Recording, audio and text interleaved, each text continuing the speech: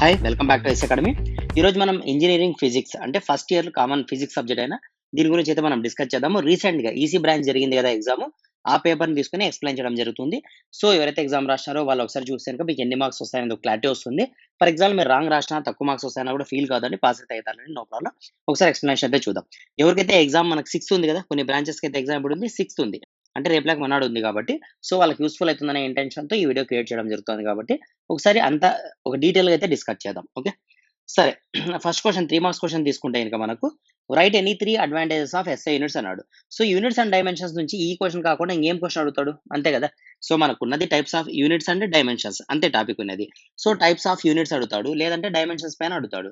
So, మనకి కన్ఫర్మ్‌గా 99% వచ్చే ఛాన్సెస్ ఏమున్నాయి? యూనిట్స్ పైన ఉన్నాయి. Types of units MKS, EGS, తర్వాత ఎఫ్‌పిఎస్ సిస్టమ్, తర్వాత ఎస్ఐ సిస్టమ్. దీనికి సంబంధించిన యూనిట్స్ ఏముంది? అడ్వాంటేజ్ ఏముంది? డిసడ్వాంటేజ్ ఏముంది? అప్లికేషన్స్ ఏమున్నాయి? ఇంతే. అంతకంటే ఏముంటుంది? సో, మనం డీటెయిల్‌గా దీని గురించి నేర్చుకున్నాం కాబట్టి నో ఇష్యూ అందరూ దీన్ని కరెక్ట్‌గా రాసుంటారు. తర్వాత నెక్స్ట్ క్వెషన్ చూసుకుంటే state the parallelogram law of forces write the example for it. State parallelogram law of forces. Parallelogram law of forces అంటే ఇంకా మనం డెరివేషన్ రాసినా కూడా నో ప్రాబ్లమ్. రాసినా ఇంకా మేలు మనకు. ఎందుకంటే స్టార్టింగ్‌లో ఉంది కాబట్టి మన పైన మంచి ఇంప్రెషన్ పడుతుంది. మీరు ఫర్ ఎగ్జాంపుల్ డెరివేషన్ రాసినా, లేస్ నేను ఓన్లీ ఫార్ములా రాసి దాన్ని ఎక్స్‌ప్లెయిన్ చేశానన్నా కూడా నో ప్రాబ్లమ్. పారాగ్రామ్ లా రిజల్టెంట్ ఫార్ములా ఏముంది మనకు R is equal to square root of P square plus Q square plus 2pq cos theta, where P is equal to horizontal force, Q is equal to vertical force, theta is equal to angle between the two forces అని ఒక diagram వేసి చూపియాల్సి వస్తుంది మనం. ఓకేనా? పారాగ్రామ్ లా ఎలా ఉంటుంది మనకి ఇవి రెండు P ఇది Q అనుకుంటే దీని పేరు R కదా! ఈ R కి సంబంధించిన ఫార్ములా ఇది. ఓకే. తర్వాత డైరెక్షన్. డైరెక్ట్ సంబంధించిన ఫార్ములా కూడా మీరు రాయాల్సి వస్తుంది. Alpha is equal to tan inverse Q sin theta by P plus Q cos theta. ఈ ఫార్ములా సార్ నేను జస్ట్ ఈ 2 ఫార్ములాస్ రాసి దీన్ని ఎక్స్‌ప్లెయిన్ చేసినాను సార్. నాకు 3కి 3 మార్క్స్ పడతాయా? ఎగ్జాక్ట్‌లీ పడతాయి. లేదు సార్ నేను ఫర్ ఎగ్జాంపుల్ నేను డయాగ్రామ్ రాసి, డెరివేషన్ రాసి ఇదంతా ఎక్స్‌ప్లెయిన్ చేశాను. 3కి 3 మార్క్స్ పడతాయా? అవును 3కి 3 మార్క్స్ పడతాయి. ఏంది సార్ మొత్తం రాసినా 3 మార్క్సే పడతాయి. ఇది మాత్రం రాసినా 3 మార్క్సే పడతాయా అంటే, ఎవరైతే ఇక్కడ డీటెయిల్‌గా క్లియర్‌గా రాసినారో ఫర్ ఎగ్జాంపుల్ ఎస్ఏ క్వెషన్స్ దగ్గర వాళ్ళు రాంగ్ రాసినా కూడా వాళ్ళకి మార్క్స్ ఎక్కువ పడే ఛాన్స్ ఉంటుంది. ఇక్కడ మనం ఏం చేస్తామంటే మన పైన ఉన్న ఇంప్రెషన్‌ని మనం ఇంక్రీజ్ చేసుకుంటూ పోతాం. సో దట్ మనం ఏదైనా చిన్న చిన్న మిస్టేక్ చేసినా కూడా వాళ్ళు మనం బాగా చదువుతాం, మనకు బాగా సబ్జెక్ట్ వచ్చు అనే ఇంటెన్షన్‌తో ఎక్కువ మార్కులేస్తారు కాబట్టి, మీరు ఫస్ట్ స్టార్టింగ్‌లో 2-3 పేపర్స్ వరకు నీట్‌గా రాయండి. అంటే దాని మీనింగ్ మిగతావి రాయొద్దని కాదు. అన్నీ నీట్‌గా రాయండి. ప్రెజెంటేషన్ అంతా నీట్‌గా ఉండాలా. ఫస్ట్ 2 క్వెషన్స్ మాత్రం ఇంకా బెటర్‌గా ఉండేటట్లా చూసుకోండి. ఓకేనా? ఎందుకంటే మన పైన ఇంప్రెషన్ పడుతుంది కాబట్టి. క్లియర్? సరే థర్డ్ క్వెషన్ తీసుకుంటే బాడీ మాస్ ఇచ్చినాడు, కైనెటిక్ ఎనర్జీ ఇచ్చినాడు, ఫైండ్ ద మొమెంటం అన్నాడు. మొమెంటం అంటే ఏంటి? Mass into velocity. Kinetic energy అంటే ఏంది? కైనెటిక్ ఎనర్జీ అంటే half MV square. Half MV square value ఎంత అన్నాడు? 6 అన్నాడు. సో, దాని ప్రకారం మనం వెలాసిటీ కనుక్కోవచ్చా? వెలాసిటీ కనుక్కోవచ్చు. ఇంటూ 2 డివైడ్ బై 2 అక్కడొస్తే ఇంటూ 2 అయితుంది. V square is equal to 16 into 2 by M. Mass అంతే ఎంత? 2. 2 క్యాన్సిల్ అయిపోయింది. అంటే 16. సో, వి వాల్యూ ఎంత? √16. V value 4. అంటే వెలాసిటీ ఎంత? 4 metres per second. So, mass ఎంత? 2. వెలాసిటీ ఎంత? 4. టోటల్ మొమెంటం ఎంత? 8. అయిపోయింది కదా ప్రాబ్లము. సార్ నాకు యూనిట్స్ కావాలా సార్? యూనిట్స్ కావాలంటే వెలాసిటీ దేంట్లో ఉంటుంది? మీటర్స్ పర్ సెకండ్‌లో ఉంటుంది. మాస్ దేంట్లో ఉంటుంది? కేజీస్‌లో ఉంటుంది. ఇవి 2 యాడ్ చేసి రాయలేవా? రాయేస్తాను సార్. వచ్చు. రాసినావు కదా ఎగ్జామ్‌లో ఖచ్చితంగా పాస్ అయిపోతావు. No issue. సార్ ఈ 3 క్వెషన్స్‌కే పాస్ అయితామా అంటే, ఇవి రాయగలిగినామంటే మిగతావి కూడా రాసింటారు. మీరు పాస్ కావాలనే ఇంటెన్షన్‌తో చెప్తాను అంతే. సో, కొంతమందికి డౌట్ వస్తుంది. సార్ ఇంక 3 క్వెషన్ల దగ్గర పాస్ అయిపోతా అంటున్నారు. అంత తొందరగా పాస్ అయిపోతారా అని చెప్పి ఒక ఒక ఒక రకమైన మోటివేషన్ కోసం వద్దా వీళ్ళు ఎవరైతే ఎగ్జామ్ రాసినారో వాళ్ళు పాస్ కాకూడదు అనుకుంటామా మనం? పాస్ కావాలనే అనుకుంటాం కదా! So, okay. క్లియర్. ఇక్కడికి 3 క్వెషన్స్ కూడా చానా ఈజీగా వచ్చినాయి మనకు. తర్వాత state the relation between the మనకేమి ఇచ్చినాడు? సెల్సియస్, కెల్విన్, ఫారెన్‌హీట్ యొక్క టెంపరేచర్స్. యాక్చువల్‌గా మనకి టెంపరేచర్ మెజర్ చేసే యూనిట్స్ ఏమున్నాయి? 3 టైప్స్ ఉన్నాయి మనకు. ఒకటి డిగ్రీ సెంటిగ్రేడ్, తర్వాత ఫారెన్‌హీట్, తర్వాత కెల్విన్. వీటి మధ్యలో ఉన్న రిలేషన్ అడిగినాడు. సో, రిలేషన్ సంబంధించిన ఫార్ములా ఏముంది? Centigrade divide by 5 is equal to Fahrenheit minus 32/9 is equal to kelvin minus 273/5. ఇది ఫార్ములా. ఫర్ ఎగ్జాంపుల్ మీకేమైనా 2 వాల్యూస్ ఇచ్చాననుకోండి. ఫర్ ఎగ్జాంపుల్ 100 డిగ్రీ సెంటిగ్రేడ్‌ని ఫారెన్‌హీట్‌లో కనుక్కోమని అనుకోండి. ఇవి 2 ఈక్వల్ చేయాలా మీరు. F-32/9 is equal to 100/5. ఈ 9 ఇక్కడికొస్తే ఇంటూ 5.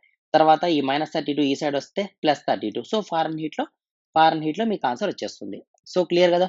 చానా అంటే చానా ఈజీ ప్రాబ్లమ్. ఇది కూడా చానా డెడ్ ఈజీ ఇచ్చినాడు మనకు. ఫస్ట్ 4 క్వెషన్స్ కూడా. సో, హోప్‌లీ మనకి ఈజీగానే ఇచ్చినాడు. Right any 3 differences between the music and noise. అందరూ రాసింటారు. ఒకరిద్దరు కాదు. మొత్తం 100% రాసింటారు ఈ క్వెషన్‌ని. అంత ఈజీ క్వెషన్. తర్వాత సౌండ్ అనే టాపిక్‌లో ఎవరైతే ఎక్కువ చదువుకుంటారో, అంటే దీనిపైన ప్రాబ్లమ్స్ చదువుకుంటారో వాళ్ళు మాత్రం చేయగలుగుతారు. మిగతా వాళ్ళు దీన్ని వదిలేసింటారు. No issue. పాస్ అయితే అయిపోతాం మనం. ఆ తర్వాత డిఫైన్ రెసిస్టెన్స్ అంటే స్పెసిఫిక్ రెసిస్టెన్స్ అంటే తెలుసు కదా, కండక్టివిటీ, కండక్టర్, ఇన్సులేటర్, రెసిస్టర్, తర్వాత సూపర్ కండక్టర్, తర్వాత సెమీ కండక్టర్, ఇవన్నీ కూడా మీకు రావాలా. ఇవన్నీ చదువుకుంటే మీరు ఈ క్వశ్చన్ ఈజీగా చేయగలరు. తర్వాత Coulomb's inverse square law of మ్యాగ్నెటిజంలో ఉన్న మినిమం ఫార్ములాస్ ఎక్కువ లేవు కాబట్టి అవి చదువుకుంటారు, కాబట్టి ఇది కూడా 50% రాసింటారు. Write any 3 applications of optical fibres. Optical fibre అంటే ఏంది, సో దానికి సంబంధించిన ఆప్టికల్ నెట్ అంటే ఏమి, తర్వాత ఫోటో ఎలక్ట్రిక్ సెల్, ఇవన్నీ ఇంపార్టెంట్ మనకు. అక్కడ ఏదైతే థియరీ పార్ట్ ఉందో మోడర్న్ ఫిజిక్స్‌లో, దాంట్లో ప్రతి పాయింట్ కూడా ఇంపార్టెంటే కాబట్టి అన్నీ చదువుకోండి. ఈ ఏరియా మాత్రం ఏది మిస్ కాదండి. ఖచ్చితంగా క్వెషన్ వస్తానే ఉంటుంది ఏదో ఒక దానిపైన. సూపర్ కండక్టర్ అంటే ఏంది, సూపర్ కండక్టివిటీ అంటే కండక్టర్ అంటే ఏమి, ఒక physical instrument which allow the electrons pass through it. Conductivity అంటే అదొక ప్రాపర్టీ. అర్థమైందా? సో ఇవి మనకు ఖచ్చితంగా నేర్చుకోండాల మనం. సరే, ఎస్ఏ క్వెషన్ చూస్తే concurrent force, coplanar forces. Coplanar అంటే సేమ్ ప్లేన్ పైన ఉండేది. కంకరెంట్ ఫోర్స్ అంటే ఒక పాయింట్ దగ్గర నుంచి నంబర్ ఆఫ్ ఫోర్సెస్ ఇలా పోతున్నాయి అనుకోండి, లేదా ఒక పాయింట్ దగ్గరికి నంబర్ ఆఫ్ ఫోర్సెస్ వచ్చినా దీని ఏమంటామంటే కంకరెంట్ ఫోర్సెస్ అంటాం. ఎగ్జాంపుల్‌కి ఒక బాంబ్ బ్లాస్ట్ కావడం అనేది కంకరెంట్ ఫోర్సెస్. అదే విధంగా స్టేట్ ద లామిస్ రూల్ అనొచ్చు, లేదా దీన్ని సైన్ రూల్ అనొచ్చు. ఎక్కడ యూజ్ చేస్తాం మనం అంటే ఇంకా 3 ఫోర్సెస్ ఉన్నప్పుడు. ఫర్ ఎగ్జాంపుల్ ఈ ఫోర్స్ P, ఈ ఫోర్స్ Q, ఈ ఫోర్స్ R అనుకుంటే, యాంగిల్స్ ఇది ఆల్ఫా, ఇది బీటా, ఇది గామా అనుకుంటే, సో మనకి P అనే ఫోర్స్ దాని అపోజిట్‌లో ఉన్న సైన్ ఆల్ఫాతో రిలేట్ అయి ఉంటుంది. Q అనే ఫోర్స్ సైన్ గామాతో, ఆల్ఫా బీటా, తర్వాత Q అనే ఫోర్స్ బీటాతో, తర్వాత R అనే ఫోర్స్ గామాతో. అపోజిట్ ఫోర్సెస్ అంతే, ఏం లేదు ఇక్కడ. నేను ఫర్ ఎగ్జాంపుల్ R తీసుకున్నాను అనుకోండి, గామా తీసుకోవాలా, Q తీసుకున్నానంటే R తీసుకోవాలి అంతే. సో ఈ విధంగా రిలేట్ అయి ఉంటుంది. ఇన్ టర్మ్స్ ఆఫ్ సైన్‌లలో ఉంది కాబట్టి దీన్ని సైన్ రూల్ అనొచ్చు, లేదా లామిస్ రూల్ అనొచ్చు. అసలు ఎందుకొచ్చింది సార్ ఇది మన కాన్సెప్ట్? లామిస్ రూల్ అనే కాన్సెప్ట్ ఏమి అంటే గనుక, 2 ఫోర్సెస్ ఉన్నప్పుడు మనం దీనికి సంబంధించిన రిజల్టెంట్ కనుక్కోవాలంటే మనం R=P² + Q² ఫార్ములా యూజ్ చేస్తాం. లేదు ఇవి 2 కూడా పారలాగ్రామ్ లాగా ఉంటే గనక R=P² + Q² 2pq cos θ formula use చేస్తాం. అర్థమైందా? ఇక్కడ రెండిటి మధ్యలో ఉన్న యాంగిల్ θ 90 డిగ్రీస్. ఇక్కడ 90 కంటే తక్కువ ఉండొచ్చు, ఎక్కువ ఉండొచ్చు. అప్పుడు పారలాగ్రామ్ అనే కాన్సెప్ట్ వచ్చింది. సో ఒకటి మీరు ఆలోచిస్తే ఇక్కడ 2 ఫోర్సెసే ఉన్నాయి ఈ 2 కేసెస్‌లో. ఫర్ ఎగ్జాంపుల్ 2 కంటే ఎక్కువ ఫోర్స్ అంటే 3 ఫోర్సెస్ ఇచ్చినారనుకోండి, అంటే 3 ఫోర్సెస్ అన్నప్పుడు మనం Rని ఫైండ్ ఔట్ చేయాలంటే ఇది మనకున్న ఈక్వేషన్. అర్థమైందా? దీన్ని మనం ఏమనొచ్చు, లామిస్ రూల్ అనొచ్చు, లేదా సైన్ రూల్ అనొచ్చు. సార్ మరి ఫర్ ఎగ్జాంపుల్ 3 కంటే ఎక్కువ ఫోర్సెస్ పడితే, ఎక్కువ ఫోర్సెస్ అనే కాన్సెప్ట్ క్వెషనే ఇది. చూసారా, ఇంజినీరింగ్ మెకానిక్స్‌లో మనకు అప్పుడప్పుడు ఫిజిక్స్‌లో కూడా ఇచ్చేవాడు. కానీ జనరల్‌గా ఇంజినీరింగ్ మెకానిక్స్, సివిల్, మెకానికల్‌గా ఏదైతే సబ్జెక్ట్ ఉందో దానికి సంబంధించిన రిజల్టెంట్, రిజల్యూషన్ ప్రాబ్లమ్స్ ఇట్లా ఉంటాయి కదా, ఇవి మల్టిపుల్ ఫోర్సెస్ పడినప్పుడు యాక్ట్ అయ్యే ఫార్ములా. క్లియర్? సరే, ఇది కూడా మనం అందరూ రాసింటాం. జనరల్‌గా ఆల్మోస్ట్ అందరూ రాసింటారు కాబట్టి ఈజీ క్వెషన్. నెక్స్ట్ మనం ఇక్కడ చూస్తే గనుక explain the Newton's gravitational force పైన మనకి ఇవ్వడం జరిగింది. సో మనం కొంతమంది చదువుకుంటే గనుక అది రాయగలిగింటారు. లేదు ఆప్షన్‌లో వదిలేసింటే గనుక గ్రావిటేషనల్ పైన ఫోర్స్, అవి గ్రావిటేషన్ పైన క్వెషన్స్, సో వదిలేసిండొచ్చు చాలా మంది స్టూడెంట్స్. ఓకే, దీన్ని ఆప్షన్‌లో వదిలేద్దాం. కొంతసేపు అయితే గనుక వదిలేద్దాం. దాని గురించి మరీ డిస్కస్ చేద్దాం. అది చేసినారా లేదా అనే ఆ విషయాలైతే గనుక. ఇక remaining topic okay, geo station ఇచ్చినాడు. సో ఇది కూడా ఆల్మోస్ట్ ఆల్, ఎందుకంటే దీనికి సంబంధించిన మెటీరియల్ మీతో ఉండకపోవచ్చు. కాబట్టి వదిలేసే ఛాన్సెస్ ఉన్నాయి. కానీ ఒకటి ఇక్కడ ఏమంటే ఇంకా ఫర్ ఎగ్జాంపుల్ మీకు ఇక్కడ జీ పైన మీరు నెక్స్ట్ ఎవరికైతే 6th ఎగ్జామ్ ఉందో వాళ్ళైతే కొంచెం జాగ్రత్త చూడండి. మనకి ఎక్కువ పెద్ద పెద్ద ఫార్ములాస్ ఏం లేవు ఇక్కడ. జస్ట్ మనకు చిన్న చిన్న ఫార్ములాస్ ఉన్నాయి. ఏమేం ఫార్ములాస్ ఉన్నాయంటే గనుక, for example small g (gm/r² అనే డెరివేషన్ ఒకటి నేర్చుకోండి మీతో ఏదైనా మెటీరియల్ ఉంటే గనుక. తర్వాత అదే విధంగా ఎనర్జీ -gm/r² అనే ఫార్ములా ఒకటి ఉంటుంది. ఇదొక డెరివేషన్ నేర్చుకోండి. తర్వాత బేసిక్ ఫార్ములా F g(m1m2/r² అనే బేసిక్ ఫార్ములా ఒకటి ఉంటుంది. జస్ట్ ఈ 3 డెరివేషన్స్, ఈ డెరివేషన్‌కి దీని టాపిక్ మీరు చదువుకుంటే గనుక 12th క్వెషన్ చేయగలుగుతారు.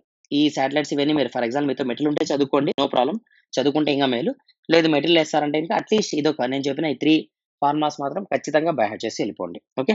నెక్స్ట్ ఎనర్జీస్ గురించి చూస్తే గనుక ఎనర్జీస్ ఇది కూడా చాలా ఇంపార్టెంట్, ఈజీ టాపిక్ కదా. వర్క్, పవర్, ఎనర్జీ అనే టాపిక్ చాలా ఈజీ టాపిక్. సో మనకి ఇక్కడ వర్క్, పవర్, ఎనర్జీ గురించి అడుగుతాడు. ఎనర్జీస్ తీసుకుంటే మనకు వర్క్ అంటే ఏమి, it is a rate of doing work. Power అంటే వర్క్ అంటే ఏమి, it is a change of work or change of displacement.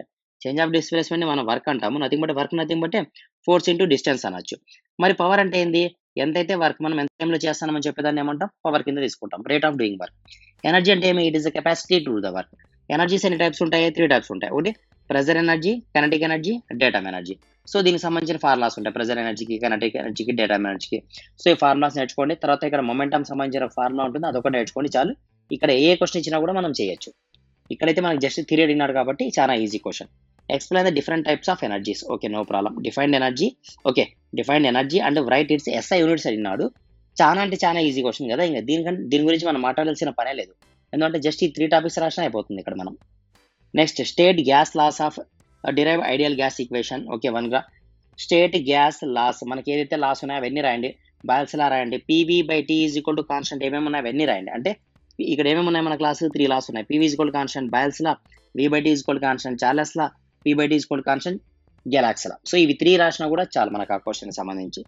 Next sound పైన చదువుకుంటే అల్ట్రాసానిక్ సౌండ్ అంటే ఏంది, దాని ఫ్రీక్వెన్సీ ఎంత ఉండాలో, దాని యొక్క అప్లికేషన్ ఏముంది అది చూసుకున్నా చాలు. సౌండ్ అనే టాపిక్ పైన మీరు నేర్చుకుంటే, ప్రాబ్లమ్స్ నేర్చుకుంటే కనుక ఈ క్వశ్చన్ చేయగలరు. వదిలేసింటే ఇది ఆప్షన్‌లో వెళ్ళిపోయి ఉంటుంది మీకు. సో దీన్ని మన ఆప్షన్‌లో వదిలేసినా కూడా ఇక్కడ ఏం పెద్ద ఇష్యూ ఏం లేదు. ఎందుకంటే ఇది చాలా ఈజీ క్వశ్చన్. సో మనం ఈజీగా 5 క్వశ్చన్స్ అయితే చేయొచ్చు. ఏ క్వశ్చన్ పేపర్ తీసుకున్నా కూడా. అంటే మనం ఫర్ ఎగ్జాంపుల్ మనకి 6th జరగబోయే క్వశ్చన్ పేపర్ తీసుకున్నా, ఇప్పుడు ఆల్రెడీ జరిగిపోయిన క్వశ్చన్ పేపర్ తీసుకున్నా, సో ఏ క్వశ్చన్ పేపర్ తీసుకున్నా మనం 5 క్వశ్చన్స్ అనేది ఈజీగా చేయొచ్చు. No issue. ఓమ్స్ లా ఇది కూడా అంతే, చాలా మంది రాసింటారు. Wheatstone bridge, salt bridge, ఇవన్నీ కూడా చాలా ఈజీ అంటే ఈజీ క్వశ్చన్స్ కాబట్టి నో ఇష్యూ. ఇది కూడా 90% అందరూ రాసింటారు. తర్వాత ఫోటో ఎలక్ట్రిక్ సెల్ ఇంతకుముందు మనం చెప్పుకున్నాం. ఫోటో ఎలక్ట్రిక్ ఎఫెక్ట్ ఇవి కూడా అంతే. మోడర్న్ ఫిజిక్స్ లో గన్ షాట్ బిట్స్ మేబీ మనకు అక్కడ 5 to 6 ఉన్నాయి, అంతకంటే ఎక్కువ లేవు. అవి చదువుకుంటే అవే రిపీట్ అవుతా ఉంటాయి. ఇప్పుడు చూడండి ఒకసారి ఎస్ఏ టైప్ క్వశ్చన్ లో మనం పాస్ అవుతామా లేదా అనే డౌట్ వస్తే కనుక ఎస్ఏ టైప్ క్వశ్చన్ లో 18th క్వశ్చన్ గన్ షాట్ గా ప్రతి ఒక్కరు రాయగలరు, దాంట్లో డౌటే లేదు. బాగా చదువుకొని రాస్తే 10కి 10 మార్క్స్ వస్తాయి. మీరు పైన 5 వచ్చి అట్లా కొంచెం రాస్తే 3+3 6 మార్క్స్ వస్తాయి అంతే. కంప్లీట్ గా ఎందుకంటే థియరీ టాపిక్ కదా, 5కి 5 అంటే మనం అదే విధంగా థియరీ రాయాలా, దానికి సంబంధించిన డయాగ్రామ్ ఉండాలా, క్లియర్ కట్ గా ఉంటేనే మనకు 10 మార్క్స్ పడతాయి కాబట్టి. సో ఓవరాల్ గా అయితే మనం ఈ ఎస్ఏ క్వశ్చన్ 100% రాయొచ్చు, దాంట్లో డౌట్ లేదు. సో 17th క్వశ్చన్ కూడా 100% రాయొచ్చు. 2 క్వశ్చన్స్ అయిపోయి ఇక్కడికి 3 క్వశ్చన్స్ రాయొచ్చు, 4 క్వశ్చన్స్ రాయొచ్చు, 5 క్వశ్చన్స్ రాయొచ్చు, ఇది కూడా రాయొచ్చు. అంటే 6 క్వశ్చన్స్ ఈజీగా రాయొచ్చు, దాంట్లో డౌటే లేదు మీకు. ఓకే. ఎందుకంటే మనకి ఇంతకుముందు లాగా సింపుల్ హార్మోనిక్ మోషన్ అనే టాపిక్ లేదు మీకు, తర్వాత ఫిక్షన్ అనే టాపిక్ కూడా లేదు కాబట్టి ఈజీగా 5 క్వశ్చన్స్ రాయొచ్చు ఎస్ఏలో. ఇంకా షార్ట్ ఆన్సర్ క్వశ్చన్లో అంటారా, షార్ట్ ఆన్సర్ క్వశ్చన్లో ఈ పేపర్ చూడండి. మనం 10కి ఎన్ని క్వశ్చన్లు, ఫర్ ఎగ్జాంపుల్ మనకు కొంచెం ఏది టఫ్ అనేది అయితే ఏమనిపించడం లేదు నాకు. ఒక సౌండ్ అనే టాపిక్లో మీరు ఫార్ములాస్ నేర్చుకోకపోతే ఏదైనా ఒక క్వశ్చన్ పోతుంది. అంటే 8 క్వశ్చన్స్ మాత్రం 100% అందరూ రాసేది అట్లనే ఉంది, ఈజీగానే ఉంది. కాబట్టి మీరు ఏం చేయాలా, ఈ ఏరియాలో ఉండే క్వశ్చన్స్ అన్ని కవర్ చేయండి. ఫర్ ఎగ్జాంపుల్ నేను ఏమంటా అంటే ఇంతకుముందు అంటే మనకి సెకండ్ జరిగిన మ్యాథ్స్ పేపర్ తీసుకుంటే, M1 పేపర్ తీసుకుంటే, మీరు 4th అంటే ఈరోజు జరిగిన M1 పేపర్ తీసుకుంటే, ఆటోమొబైల్ సబ్జెక్ట్ తీసుకుని ఇవి 2 చూసుకుంటే 50% వరకు మనం ఈ పేపర్ చదువుకొని పోతే క్లియర్ కట్గా దీంతో పాస్ అయిపోతాం. ఇక్కడ 50% పాస్ అయిపోతాం, దాంట్లో డౌట్ లేదు. ఈ క్వశ్చన్లతో పాటు ఆ ఏరియాలో ఉన్న కొన్ని క్వశ్చన్స్ కూడా, అంటే ఆ ఏరియాకి సంబంధించిన కొన్ని టాపిక్స్ కూడా మీరు చదువుకొని పోతే ఖచ్చితంగా 100కి 200% పాస్ అయిపోతాం, డౌటే లేదు. ఓకేనా. సో ఏదైతే ప్రీవియస్ క్వశ్చన్ పేపర్ ఉందో, అంటే మీకు ఇది ఒక యూస్ఫుల్ గైడెన్స్ లాగా ఉంటుంది కాబట్టి ఇది షేర్ చేయడం జరిగింది. ఇది ముందర పెట్టుకొని ఇదొక్కటే చదువుకొని పోదండి. మరి దీంతో పాటు కొన్ని ఈ ఏరియాకి సంబంధించిన క్వశ్చన్స్ అన్ని కూడా చదువుకోనికి ట్రై చేయండి. ఓకేనా. ఎగ్జాంపుల్ చెప్పండి సార్ అంటే ఇంకా ఫర్ ఎగ్జాంపుల్ ఇక్కడ ఏముంది, మనకు పారాగ్రామ్ లా పైన క్వశ్చన్ ఉంది. రేపు పారాగ్రామ్ పైన రావచ్చు, లేకపోతే మనకి ఏమేమి ఉన్నాయి ఇక్కడ, రిజల్టెంట్ అంటే ఏంటి, రిజల్యూషన్ అంటే ఏమి, తర్వాత ట్రయాంగిల్ లా ఏమి, పాలిగన్ లా ఏమి, వెక్టార్ ఏమి, స్కేలార్ ఏమి, ఇవే కదా మనకు ఉన్నది. సో దీనిపైన క్వశ్చన్ అడగచ్చు. ఇక్కడ పారాగ్రామ్ అడిగినాడు కాబట్టి లామిస్ రూల్ పైన అడగచ్చు. ఇక్కడ ఎస్ఏ క్వశ్చన్లో లామిస్ రూల్ అడిగినాడు కాబట్టి ఈసారి ప్రాబ్లం ఇవ్వచ్చు. అంటే నెక్స్ట్ వాళ్ళకి ఏదైనా ప్రాబ్లం ఇవ్వచ్చు దీనిపైన. అంటే 3 ఫోర్సెస్ పైన ప్రాబ్లం ఇవ్వచ్చు, లేదంటే ఇలాంటి పారాగ్రామ్ పైన ప్రాబ్లం ఇవ్వచ్చు. ఈ విధంగా ఉంటుంది కాబట్టి ఆ ఏరియా అంతా కవర్ చేసుకోండి ఎగ్జాక్ట్గా, point to point, question to question కాకోకుండా. అర్థమైంది కదా. థియరీ సబ్జెక్ట్ అన్నప్పుడు మేము మ్యాక్సిమం వరకు ఎక్కువ, అంటే ఫర్ ఎగ్జాంపుల్ నేను ఏమంటా అంటే ఆన్సర్ క్వశ్చన్కి ఒక పేజ్ అనుకోండి 75% వరకు మినిమం ఆన్సర్ ఉండాలి. ఎస్ఏ క్వశ్చన్ అనుకోండి 2 to 3 పేపర్స్ మీరు రాసేకే ట్రై చేయండి. ఎంత వీలైతే అంత నీట్గా ప్రాపర్గా రాయండి. ప్లస్ డయాగ్రామ్స్ కూడా రాసేకి ట్రై చేయండి. ఎవరైతే ఈరోజు ఎగ్జామ్ రాసినారో మ్యాథ్స్ ఎగ్జామ్, ప్లస్ ఎవరైతే ఈరోజు వాళ్ళకున్న సబ్జెక్ట్ బ్రాంచ్ని బట్టి ఎగ్జామ్స్ ఉన్నాయి కాబట్టి ఎవరైతే ఎగ్జామ్ రాసినారో వాళ్ళందరూ కూడా పాస్ కావాలనుకుంటున్నా. ప్లస్ ఎవరైతే ఎగ్జామ్ రాస్తున్నారో 6th ఫిజిక్స్ ఎగ్జామ్ ఉంది కదా, చాలా బ్రాంచెస్ ఉంది కాబట్టి వాళ్ళందరూ కూడా పాస్ కావాలని అనుకుంటున్నాను. కాబట్టి మీరు ప్లాన్గా చదువుకోండి, ఖచ్చితంగా పాస్ అయిపోతారు. Okay, all the best.